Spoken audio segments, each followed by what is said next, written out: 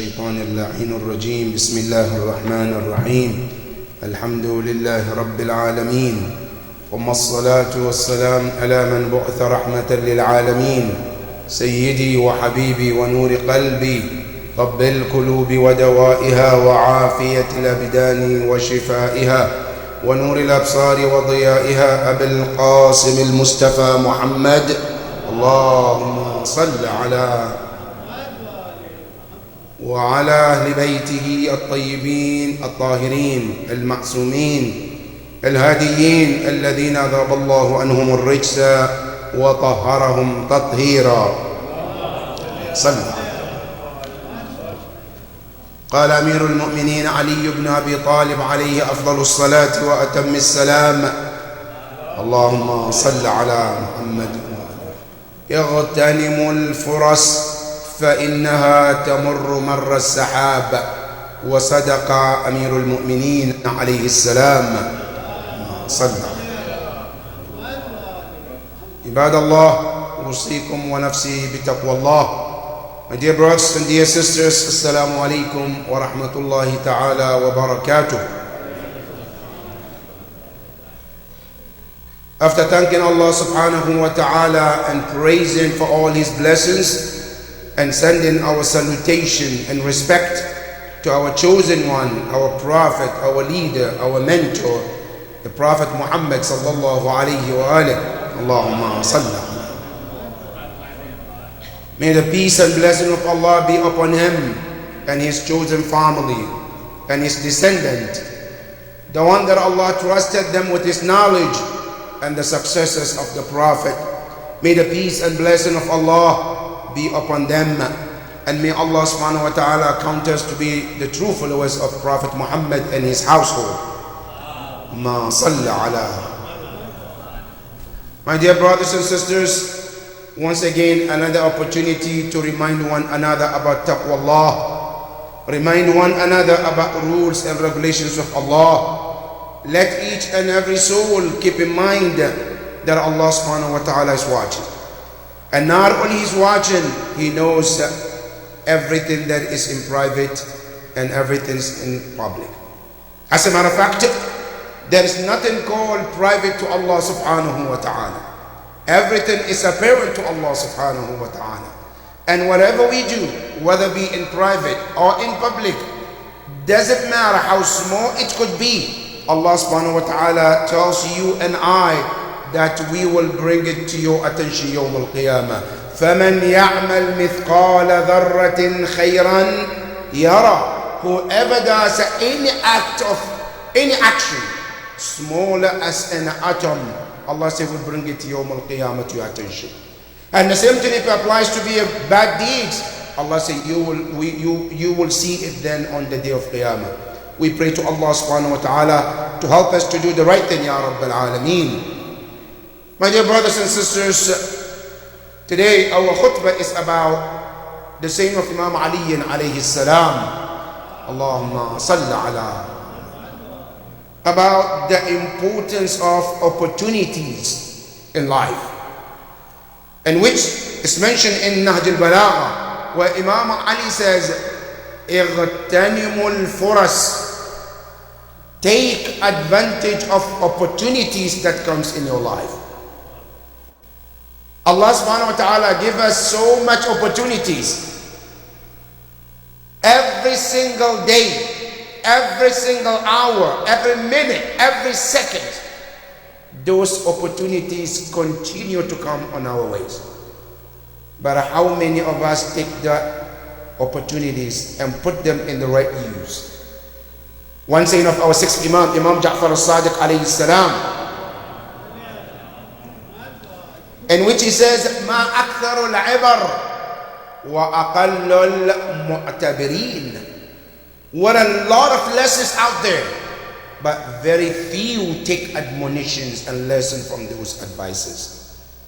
The same thing, there are so many opportunities in life that Allah gives us, but how many of us are taking the advantage of those opportunities that comes? Then Imam Ali warned you and myself, and he says, فَإِنَّهَا, let it be known to you that those opportunities as they come, tamur. And tamur, sigatul mudar, meaning they continuously moving. They never stop. التمر صيغة المضارع أي استمرار, that they continue to move. This is فإنها تمر. But how do they move those opportunities? It says كالسحاب فإنها تمر مر السحاب. السحاب means cloud. If you look in the sky and you look at the sky, you will think the sky is not moving because of how very slow it moves, but it does move.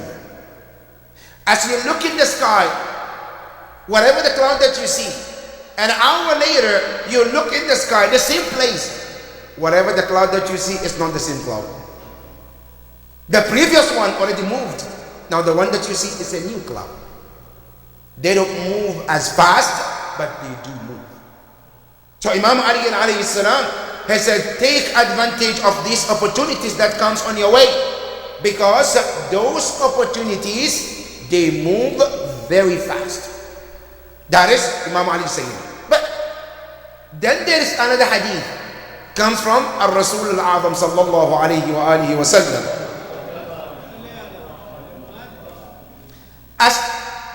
As if somebody is asking Rasulullah, Ya Rasulullah, Imam Ali says, Ibtanimul furas, take opportunities, advantage of time and opportunities that comes. Ya Rasulullah, how can we take those advantage in life? Then the hadith from the Prophet comes to explain this hadith of Imam Ali. Where Rasulullah said in the hadith when he was talking to Abu Dharr al-Ghaffari, say, Ya Abu Dharr, Ightanim. Look at the wording. Imam Ali said, Ightanimu. Here Rasulullah said, Ya Abu Dharr, Ightanimu. Which means, take those opportunities that comes in your way. And he said, Ya Abu Dharr, Ightanim khamsan qabla khamsin. Take advantage of 5 things before 5 things comes on you. Now Rasulullah is giving practical how to take advantage. Now Imam Ali said general. Now Rasulullah gives tafsir, analyze how do we take advantage. What is that advantage, by the way?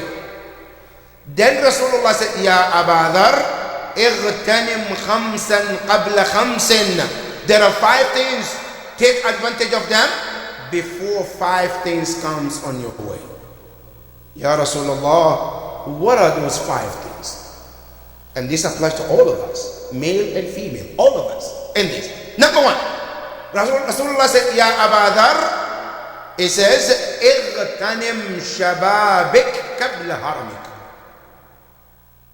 Ya Abu Dharr, take advantage of your youth before that opportunity fades on. Now, by the way, why did the Prophet start with the youth? There's so many things in life. Ya Rasulullah, what is it that is about the youth that Rasulullah specifically started out of the 5? Number 1, for us to understand, youth age is one of the most precious blessings of Allah. If you look at all the blessings that Allah gave us, one of the most precious blessings of Allah is you being youth. And that is why when you go to a hadith of Ahlul Bayt alayhim as-salam, Allahumma salli ala Muhammad, they said nobody crosses Sirat Yawm al-Qiyamah to Jannah or Hellfire unless he or she is asked about 5 things.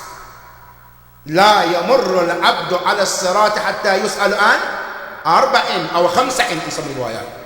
Alright, one of them, and shababik kayfa afnaytum. Allah will ask you, your youth, how did you spend that age that Allah gave you? What did you do with it? Did I spend it in just run, from one thing to another? What did I do with it? Now, this precious time of our life will be asked about it Yawm al-Qiyamah. Because Allah subhanahu wa ta'ala, in many places, Allah talks about how important this age is, even to Allah subhanahu wa ta'ala. Now, one of the examples, as you go to the tafasir in Surah Al-Nisa, when Allah subhanahu wa ta'ala talks about mu'mineen, إِنَّ الَّذِينَ آمَنُوا وَعَمِلُوا الصَّالِحَاتِ لَهُمْ جَنَّاتٌ تَجْرِي مِنْ تَحْتِهَا الْأَنْهَارُ وَأَزْوَاجٌ مُطَهَّرَةٌ وَنُدْخِلَهُمْ ظِلًّا ذَلِيلًا. الظل, according to the tafasir, is a specific shade Allah will give to certain people, not everybody. Yawm al-Qiyamah, when we come out of the grave, we will be standing on the Ard al-Mahshar for years. Only Allah knows how long. And we will be standing under sun, heat of sun. In some of the hadith, there's some people, they will even swim in their own sweat because of the heat. However, some people, Allah said, وَنُدْخِلَهُمْ ذِلًّا. Some people, they will have a shade from Allah. Ya Rab, who are those that you are going to give this? In hadith, Al-Rasul Al-A'zam says, there are 7 individuals that Allah specify them under that shade. On the day, la dhilla illa dhilla. No shade except his shade. Number 1 of the 7, it says, وَشَابٌ نَشَأَ فِي عِبَادَةِ اللَّهِ وَمَعْتَ. A youth who grew up in serving Allah, in ibadah, and continue till he died. Allah says, Yawm al-Qiyamah, he, that youth, will be given that shade. Now what about the old person? Why does he get the shade? No, he has the simple. Now maybe because now I know I'm close to grave, so I'm going to be good. So my goodness is not for the sake of Allah, for sake for sometimes, but for youth, they're doing it out of love. There are so many opportunities that can drag them from one place to another, but they refuse to go that direction. That is why it's important. And that's what Rasulullah said here. He said, take advantage of your youth qabla haramik, before you become an advanced in age. Now, how do we take advantage of youth? And I'm speaking to youth here, because I know, inshallah, the school is getting off, and they're coming, and they need to listen. One of the advantage that a youth can take, especially speaking to, and living in this country, is to take the advantage of the education system in this country. And don't allow yourself as a youth to take a lower standard. No. This is the land of opportunities. Make sure that you take the advantage of it and learn and become well educated in the highest level as you can. That is the message. That's one of them. So don't allow yourself to settle. No, I'm going to be here. No. Like one of our great scholars. Our great scholar, Allama al-Hilli rahmatullah ta'ala alayh, as he was growing up, he said, as he became very advanced in age, he started with his son, and he said to his son, my son, what would you like to be?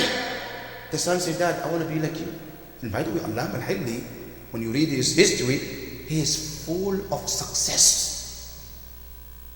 He became a mujtahid before he became even baligh. Very rare. Today, if you say mujtahid, maraji, by the time they become maraji and mujtahid, the beard is already, mashallah, gray. The life is already gone. Allama al-Hilli, he was not even baligh yet, but he's already mujtahid. That's how smart he was. This Allama al-Hilli, he said to his son, my son, if you want to be like me when you grow up, you're not going to be like me. So why not? You're a great scholar, Allama al-Hilli. Because Allama al-Hilli, he is the one who turned Iran today to the Shia country. By himself, with his wisdom. Otherwise, when you go back to the history, Iran used to be a Dawla Sunniya.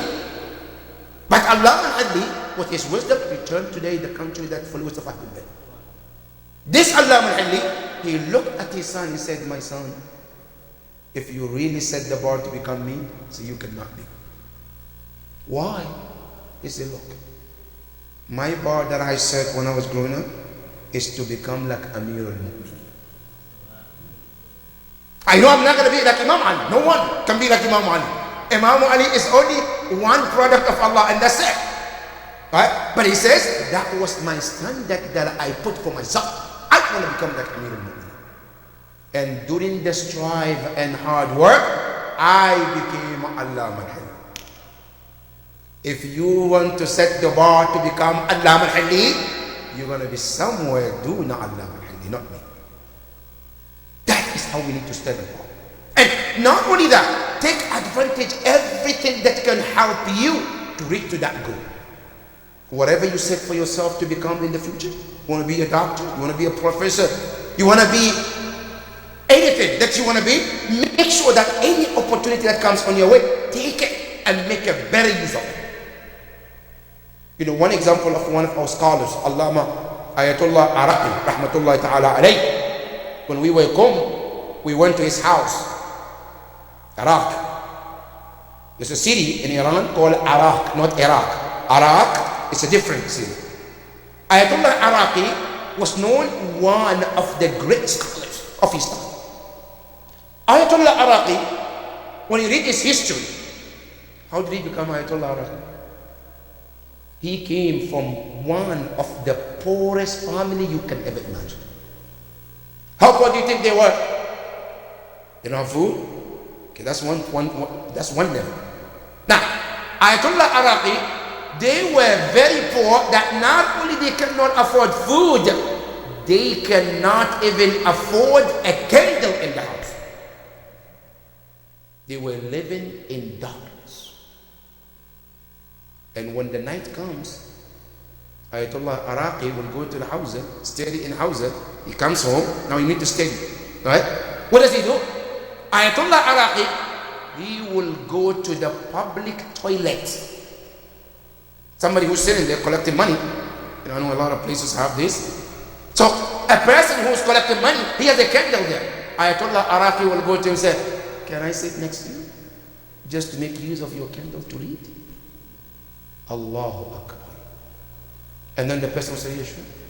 Ayatollah Araqi will sit there hours and hours and hours and read and note and Ayatollah Araqi walked himself from that level, and not only he became Hujjatul Islam, he became Ayatollah al-Uzma. From that opportunity that he got, look at small as he got, but he make a use of that advantage and put himself to that level. Our youth, these are our examples that we need to take. These are our practical example. So if you want to take advantage, one of them is this.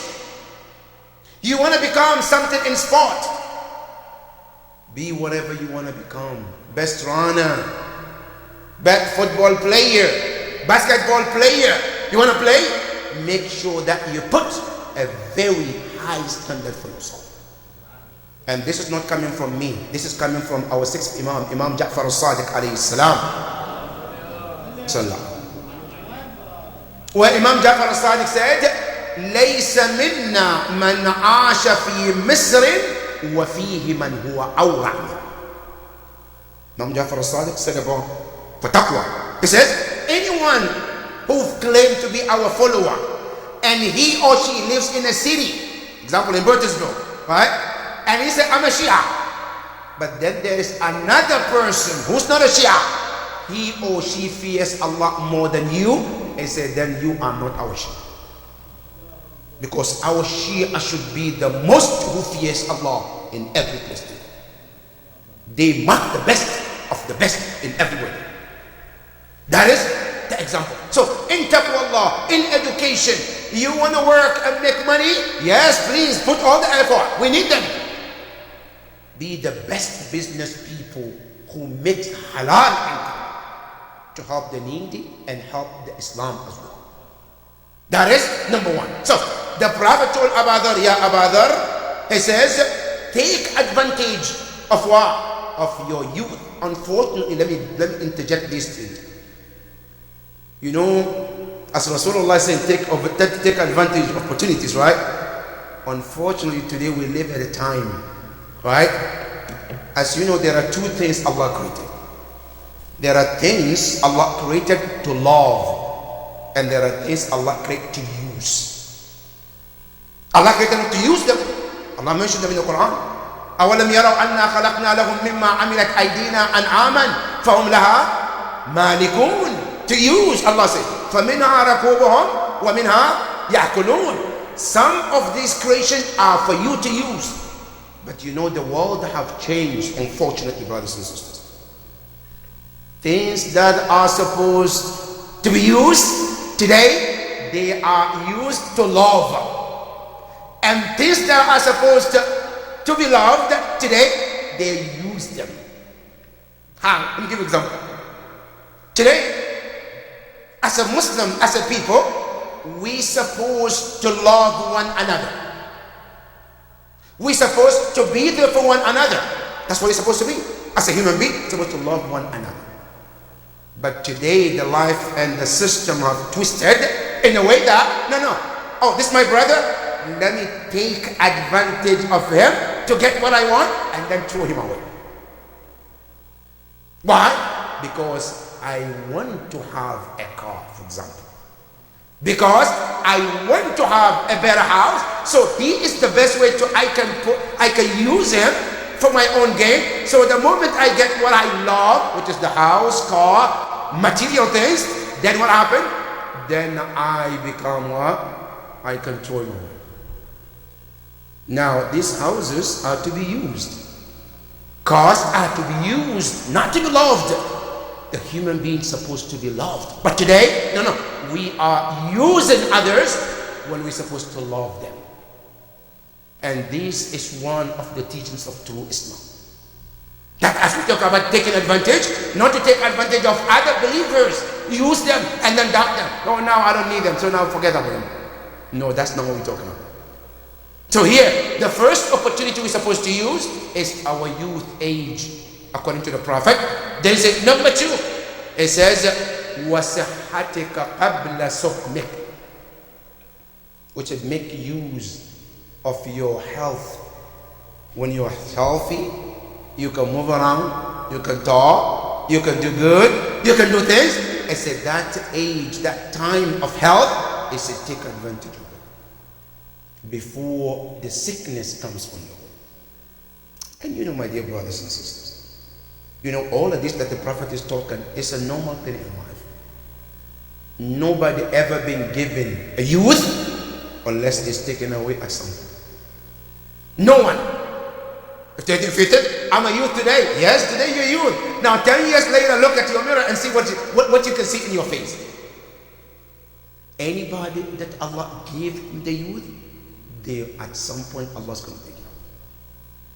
Not only that, the help that Allah gave you is another opportunity. But don't think that it's going to be there forever. At some point, it's going to fade away.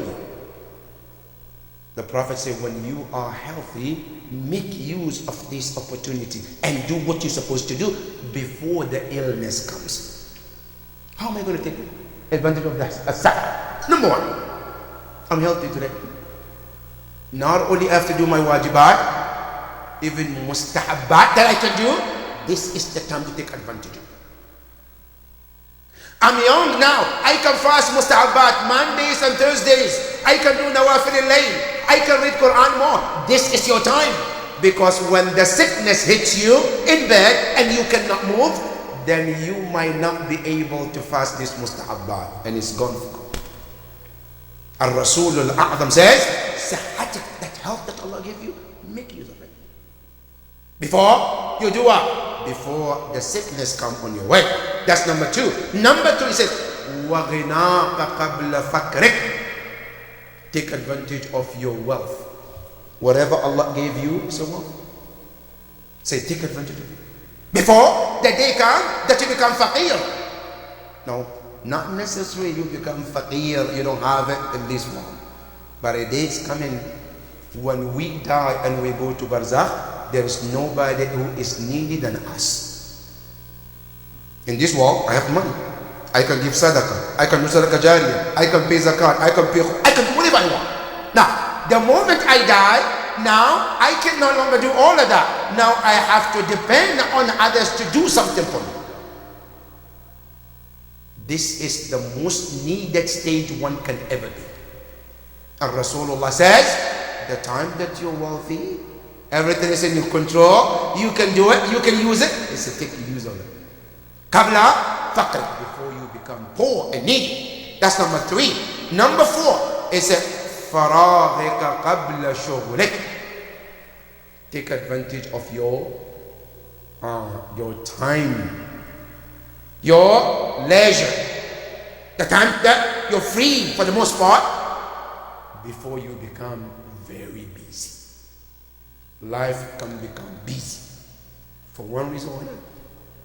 Now I'm youth, or I'm young, I have more time. Make use of that time to do so much as you can before you become very occupied. Example, for the youth again. I'm a single, I'm going to school. There is so much you can do while you're single. The day you become married, your life changed for good. The day you have a child, your life changing for even good. And it becomes busier and busier and busier. That's why the Prophet says, faragh, the time that you are not occupied, you have less time, make use of that time before you become very occupied. Now, no, it could be not about wife and children. Sometimes, no, I don't have much going on today. I don't have responsibilities as much. Tomorrow you might take a position where you become very busy. Now, what did you do when you were free? Take that moment and do whatever you can using that advantage. That's number 4. Number 5, the last one the Prophet says, وَحَيَاتِكَ قَبْلَ مَوْتِكَ. Take advantage of your life before the death comes on your way.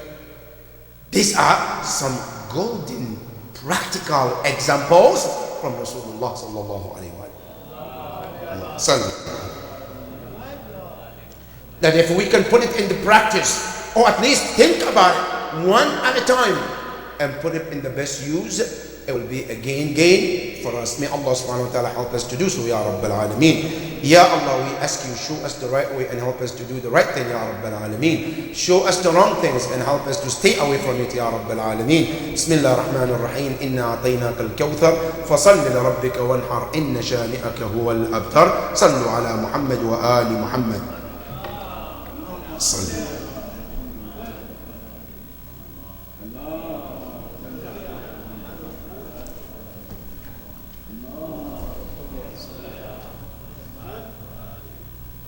بسم الله الرحمن الرحيم. الحمد لله رب العالمين، ثم الصلاة والسلام على حبيبه المصطفى أبي القاسم محمد. اللهم صل على وعلى أهل بيته الطيبين الطاهرين المعصومين. اللهم صل على نبيك رسول الله محمد المصطفى محمد. اللهم صل على محمد وآل محمد وعلى أمير المؤمنين سيد الوصيين وعلى فاطمة الزهراء سيدة نساء العالمين. اللهم صل على سبتي الرحمة وسبتي النبي الحسن والحسين سيدي شباب أهل الجنة أجمعين. اللهم وصل على أئمة المسلمين علي بن الحسين زين العابدين ومحمد بن علي باكر علم النبيين وجعفر بن محمد الصادق وموسى بن جعفر الكاظم وعلي بن موسى الرضا ومحمد بن علي الجواد وعلي بن محمد الهادي والحسن بن علي العسكري والحجة المنتظر المهدي القائم المنتظر. اللهم هؤلاء أئمتنا بهم نتولى ومن أعدائهم نتبرأ إلى قيام يوم الدين. اللهم صل. My dear brothers and sisters, one of the khutbahs, one of the incidents of this a week is about the martyrdom of our sixth Imam, Al-Imam Ja'far al-Sadiq alayhi salam. One of the reasons why we're talking about taking opportunities, because our sixth Imam is the practical example of taking advantage of the opportunities on the way. Our sixth Imam, he was the only Imam out of the Imams that came and lived who happened to have a moment in his life where the caliphs were not behind them as much. Every Imam, from Imam Ali alayhi salam up to the Imam Al-Hasan Al-Askari, they all were followed and chased by either Bani Umayyah or Bani Abbas, except our sixth Imam. He came at a time where Bani Umayyah, they are losing their powers. They come to an end. And Bani al-Abbas also are struggling to take the power. And especially at that time, Bani al-Abbas, they came with the slogan, let's revenge. Tharat al-Imam al-Hussein. We want to revenge. So let's take the power. Let's do the right thing. Allahu Akbar. They took the power and did the same worst like Bani Umayyah. At that time, our sixth Imam, he was in Medina. He saw what is happening between these two powers. One is Bani Umayyah, one is Bani al-Abbas. They're struggling, fighting to take power from one another. Imam seized the opportunity and established the best institution in the world. A lot of people came to our sixth Imam, asked him to do other things. He said no. One of them told Imam, why don't you rise against them? Why don't you fight them? This opportunity. Some of them, even from other part of the country, from Iraq, they said, we're coming. We're going to be your soldier. Imam says, that's not my job. What is my job? See, one thing we have to understand, brothers and sisters. Our Imams, they are not to build bodies. They are to build minds and hearts. And when you build the mind and the heart, the body automatically follows. That's why when you look in the Quran, in Surah Al-Jumu'ah, listen to the Quran, as Allah tells you about the job of Rasulullah, هُوَ الَّذِي بَعَثَ فِي الْأُمِّيِّينَ رَسُولًا مِّنْهُمْ يَتْلُو عَلَيْهِمْ وَيُزَكِّيهِمْ وَيُعَلِّمُهُمْ, to purify and then teach. Ahlul Bayt, that's what they will do. At the time of people, they were thinking, no, let's take the government, let's fight them. Imam said, no, I'm here to build the heart and minds. And that's what he did. And he took the advantage of that moment and did the best. That today, when you go to the Ahlul Bayt alayhi salam, our book, many ahadith you will hear, Qala al-Ja'far, Qala al-Imam al-Sadiq, Qala al-Imam Ja'far. That's what you can see. Because he seized the moment and make use of it. And that is why today, we have what we have today. Not only that, even today, our Ahlul Bayt followers are called by Imam Ja'far al-Sadiq, called Ja'faris, because of his action and his contribution. That is the practical example. So let's take a lesson from this great Imam and seize opportunities that comes on the way, like our sixth Imam, and learn from him and do the best that we can in every opportunity that comes our way. Peace be upon him on the day he was born, and peace be upon him on the day he died, and may the Almighty Allah resurrect him to the highest level of Jannah, Ya Rabbal Alameen. The second thing, my dear brothers and sisters, is about the sad incident also which took place in Texas. The shooting, which this point or this time, it happened in elementary school. Now the first thing is, how long we're going to wait and lose lives and people lose their lives before the government do something about this incident or this problem? How many lives do we want to hear that they have lost before this happens? Now if you look throughout the history, there have been shootings in colleges, there have been shootings in high schools. Now the shootings is elementary school, first grade, second grade, pre-Ks. Now, can you imagine what kind of world do we live in? Now, this is one sad thing, but the worst of all is here. That now, what is the solution? How do you solve this issue? Now, the worst solution they're saying, some of them, they say, oh, let's arm the teachers. Do you really think that's a solution? Now, do I want my son to come in the school and now all you can see, the teacher is holding a gun on his side or her side? Is that what I want to raise my child in this kind of environment? Absolutely not. But the solution is one thing, brothers and sisters. The solution to all of this is Islam. Now somebody can say, okay, how is Islam going to be a solution to this? Well, let me tell you this.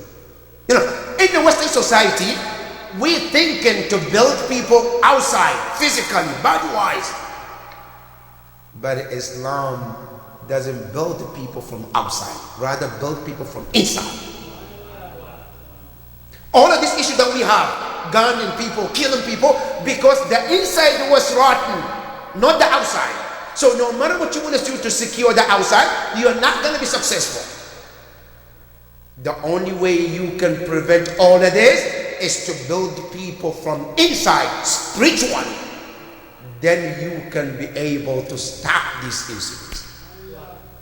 Give you one practical example, brothers and sisters. How many years you have been in this country? Every year, when the Christmas comes, you'll say, don't drink and drive. If you drink, call this number. You see that, right? Okay. Did that stop? You're still drinking and drive anyway, right? Now, why you and I don't drink? Not because the government said, because Allah said. The reason we don't do that, we don't drink and drive, because Allah told us, and He is our pullback whenever we want to do something wrong.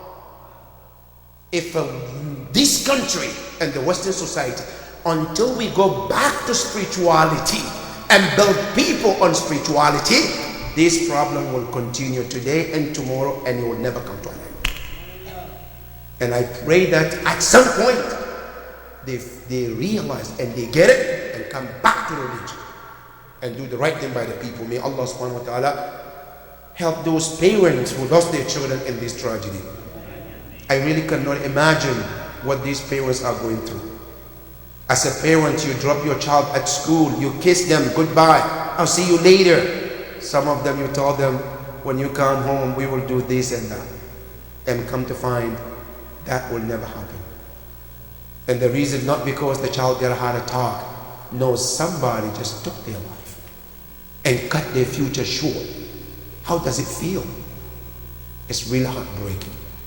May Allah subhanahu wa ta'ala help the heart of those families, Ya Rabbil Alameen, and give the parents the strength to deal with this tragedy, Ya Rabbil Alameen, and help all the humanity to solve this crisis, Ya Rabbil Alameen. My dear brothers and sisters, also the last not the least, there is one of the brothers in the community here in Maryland who brought us a few days ago a piece of part of the shrine of Imam Hussein alayhi salam, where he was in ziyarah and they were doing some construction, and they gave him a piece of that shrine of Imam alayhi salam, and he was kind enough to donate to Idara Ja'fariyah, and he brought it and gave it to us. Say, if you can put it somewhere that people can do tabarruk and seek tabarruk from it, it will be a pleasure for him. On behalf of Idara Ja'fariyah, we want to thank this brother who has done this great gift for all mu'mineen and mu'minat, and we pray to Allah subhanahu wa ta'ala to bless his effort and accept his actions and accept his niyyah, inshaAllah. We pray to Allah subhanahu wa ta'ala, our sick mu'mineen and mu'minat, may Allah give them the fastest recovery, Ya Rabbal Alameen. Our brothers and sisters, those who are in the hospital, Ya Allah, we ask you to help them, Ya Rabbal Alameen. Those who are still moving around, they're still sick, Ya Allah, you are the doctor, Ya Allah, give them the fastest recovery, Ya Rabbal Alameen. Our marhumin, marhumat, be pleased with all of them, Ya Rabbal Alameen. Our brothers and sisters in this community, outside this community, across the globe, those who are going through hard time, difficult time, Ya Allah, make it easy for all of them, Ya Rabbal Alameen. Bismillah ar-Rahman ar-Rahim. Inna ataynaka al-kawthar, fasalli li rabbika wanhar, inna shani'aka huwa al-abtar. Sallu ala Muhammad wa ali Muhammad.